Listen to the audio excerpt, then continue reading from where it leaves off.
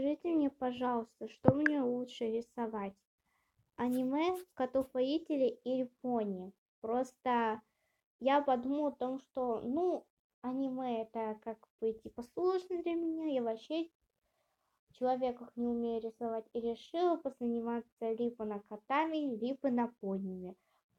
Я, конечно, рисовала раньше пони, когда была маленькая. Я была тогда фанатком Little Pony, но потом я сбросила это и начала аниме делать.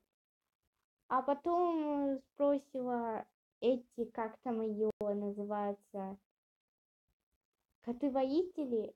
То есть я сбросила потом пони, а потом уже и коты-воители. Так что пишите мне, пожалуйста, что мне лучше рисовать. Либо аниме, котов-воителей или пони.